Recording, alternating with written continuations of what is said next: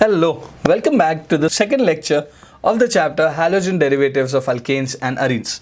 Now, in this lecture, we are going to discuss about alkyl groups. The very first thing, what exactly do you mean by alkyl group? Point number one.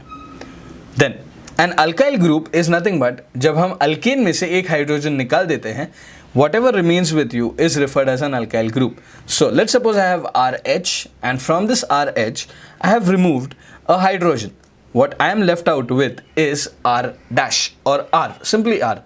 And this R group would be referred as a alkyl group. Please ध्यान रखना, alkyl group या alkane, the formula is general formula CnH2n plus 2. But alkyl group, the general formula would come out to be CnH2n plus 1. Now, moving further, अगर हम लोग बात करते हैं CH3H की, that is CH4, methane. Okay इसमें से अगर मैंने एक हाइड्रोजन निकाल दिया, so what I would get, removing one hydrogen I would get a molecule of methyl. Similarly I have C2H6 which is ethane. इसमें से एक हाइड्रोजन निकाल दो तो from ethane you would get converted into ethyl. Further if you talk about propane, then from propane if you remove one hydrogen you would get a group which is referred as a propyl group. लेकिन यहाँ पे एक चीज़ important है जो याद रखनी पड़ेगी. Number one, the removal of hydrogen can be done either from the first carbon atom or from the second carbon atom. In both the cases, whether you remove it from the first carbon atom or the second carbon atom, you would get a group which is referred as a propyl group. So, propyl, that is C3H7 with an unsatisfied valency. If you notice in the third compound, जो unsatisfied valency है, it's on the first carbon and therefore the propyl group over here is referred as N-propyl or a normal propyl group. Similarly, if you notice in the fourth compound, the unsatisfied valency is on the second carbon atom and therefore you will call this group as a secondary propyl group or a isopropyl group. Please remember, isopropyl and secondary propyl are one and the same. Okay, let's see further. Acha, what would happen if you put a halogen instead of hydrogen? Then sir, from alkyl, you would get converted into an alkyl halide. And if this halogen is, let's suppose, chlorine, then you would get the word alkyl chloride. So, let's try to name these compounds over here. The very first compound, if you notice, would be termed as methyl chloride. Second one would be referred as ethyl chloride. Third is N-propyl chloride and so on. Let's see with few more examples. Acha, what if I give you a compound something like this? Okay, now if you observe 5th, 6th, 7th and 8th, all of them are containing C4H10 as their formula. That means all of them are butane. Point number one. But then, even though all of them are butane, I can remove hydrogen from different perspectives. So let's start off with the very first one. In the first case, if I remove hydrogen, the hydrogen is lost from the very first point or the very first carbon atom. Therefore, it would be referred as N-butyl. Secondly, if you talk about the next compound, that is compound number 6, then in sixth compound over here, you would see that the hydrogen is removed from the second carbon atom and thus this becomes secondary butyl group. Moving on, if you look at the seventh compound over here, you would see that the hydrogen is removed from the first carbon atom, but then the second carbon atom contains a methyl linkage or a branch. Therefore, it would be referred as isobutyl. Please remember over here, if you have a branch on the second last carbon atom, then it would be referred as an iso group. So, let's see. If we talk about the eighth compound, the last compound, in this, a carbon which is connected to 3 other carbon atoms is having the unsatisfied valency. So, this time, the name of the group would be tertiary butyl group or T-butyl. It is referred as T-butyl. Similarly, if we add bromine instead of hydrogen, then what would be the names of the compounds? The names of the compounds would go as N-butyl bromide, secondary butyl bromide, isobutyl bromide and finally tertiary butyl bromide. Okay, let's move further and try to discuss one more compound or one more alkane. The alkane that we are talking about right now is pentane.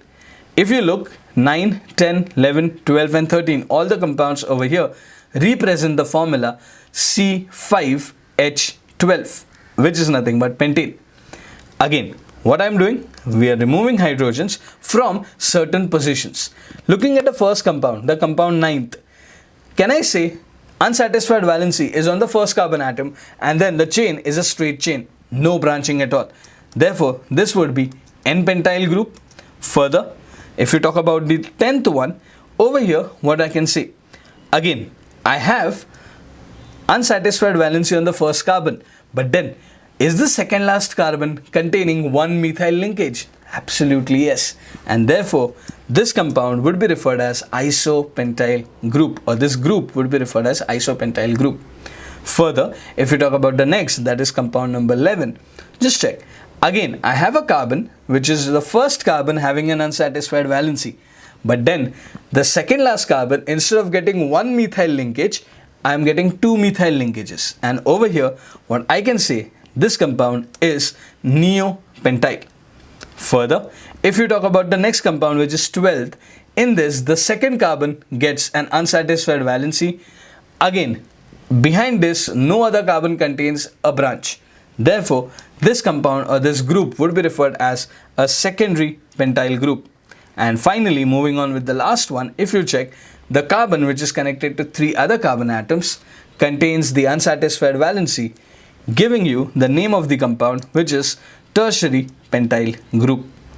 Again, instead of hydrogen, if you keep on adding any halogen, let's say chlorine in this case, then what would be the name of the compounds? The compounds would be referred as N-pentyl chloride, isopentyl chloride, neopentyl chloride, secondary pentyl chloride, and last one, tertiary pentyl chloride. So, these were all the alkyl groups that we need, at least for the starting of this chapter. Okay, please remember, as of now, I have just discussed a very important point with you. Whenever, we'll just write it down over here. If you have the first carbon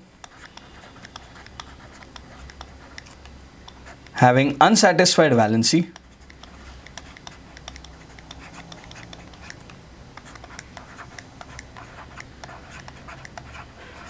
and no branching,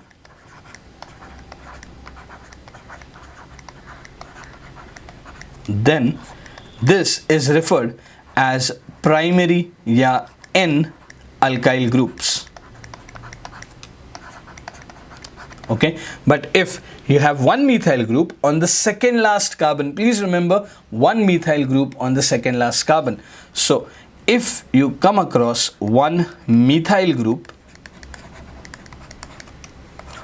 on second last carbon atom, then this compound or this group would be referred as iso group. And similarly, if you have two methyl groups on the second last carbon, that is two methyl groups on the second last carbon,